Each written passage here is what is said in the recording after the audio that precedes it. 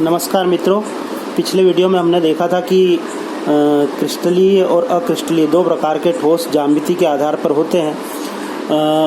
इस अध्याय में हमें क्रिस्टलीय ठोस के बारे में ही अधिक पढ़ना है। तो क्रिस्टलीय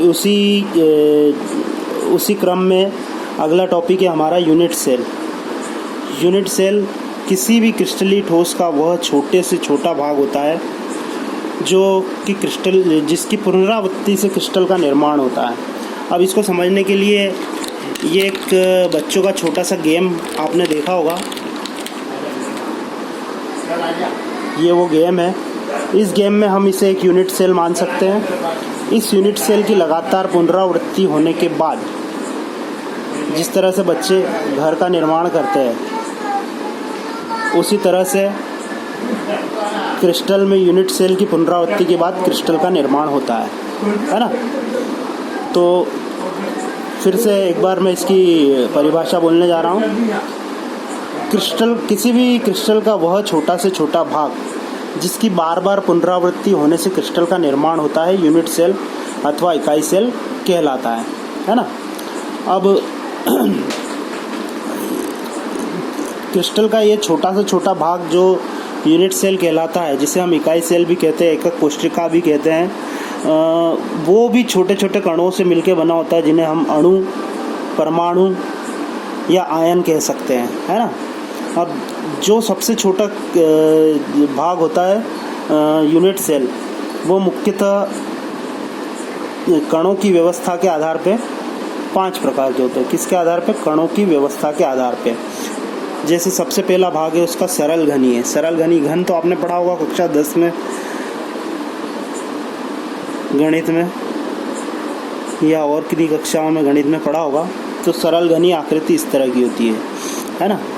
और इस सरल घनी आकृति में जब आयन, परमाणु अथवा अणु इस प्रकार इस सरल घन के कोनों पर व्यवस्थित रहते हैं, तो ऐसी व्यवस्था सरल घनी कहलाती है, या ऐसी यूनिट सेल को हम कहते हैं सरल घनी, है ना। उसके बाद आता है फलक केंद्रित घनी। फलक केंद्रित घनी में भी घनी संरचना होती है इस प्रकार की, और उसमें जो कोनों के अलावा फलक के ऊपर भी परमाणु, अणु अथवा आयन हो सकते हैं। फलक कैसे होते हैं? जैसे अगर हम इस छोटी यूनिट सेल को कंसिडर करें, इसमें ये भाग मत देखो आप, इसके अलावा खाली ये घनी पार्ट देखो, है ना। इस घनी पार्ट में अगर हम मान ले एक परमाणु इस कोने पे है, एक परमाणु इस कोने पे है, एक इस कोने पे है, एक इस कोने पे है ना। तो ये चारों कोनों पे 4 हो गए। इस प्रकार से यहाँ पे था ही सही। इसके अलावा एक इस कोने पे, एक इस कोने पे है ना। फिर उसके अलावा एक इस कोने पे है और एक इस कोने पे है, एक इस कोने पे है, एक इस कोने पे है ना।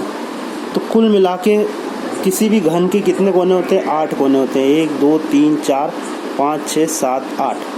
तो सरल घनी आकृति में कितने अणु या परमाणु हो सकते हैं? 8। या कितनी जगहों पे व्यवस्थित हो सकते हैं? 8 जगहों पे, ठीक है।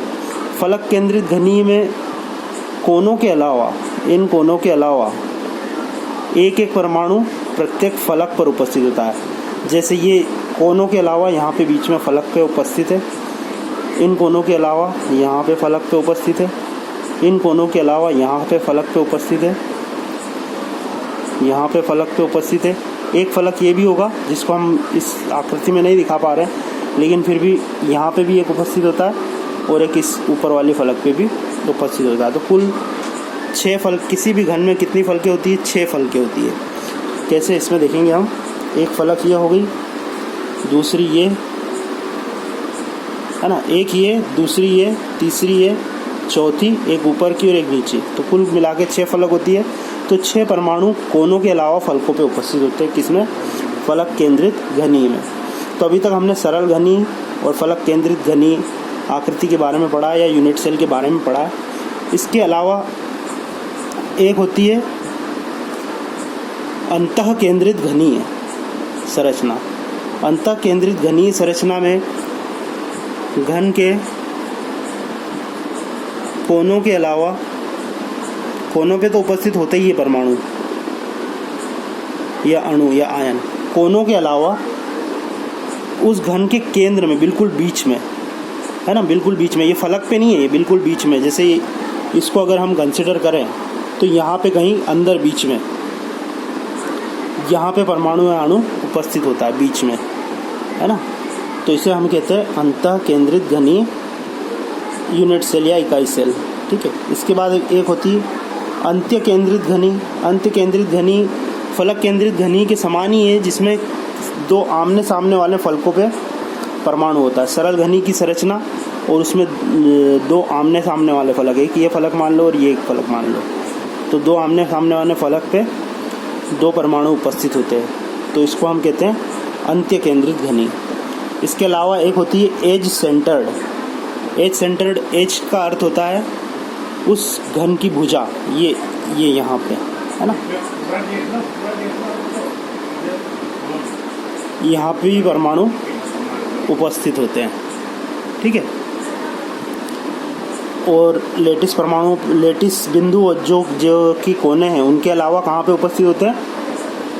फलक की घन की भुजाओं पे परमाणु उपस्थित होते हैं। तो इस प्रकार की व्यवस्था को हम क्या कहते हैं? Edge centred cubic unit cell. ठीक है। फिर से एक बार रिपीट करते हैं। यूनिट सेल या इकाई सेल या एकक कोशिका किसी क्रिस्टल का वह छोटा से छोटा भाग जिसकी बार बार पुनरावृत्ति से क्रिस्टल का निर्माण होता है, यूनिट सेल अथवा इकाई सेल अथवा एकक कोशिका कहलाती है। क्रिस्टल बिंदुओं की संरचना के आधार पर 5 प्रकार की होती है: सरल घनी, फलक केंद्रित, अंतः केंद्रित, अंत्य केंद्रित और एज सेंटर्ड। ठीक है।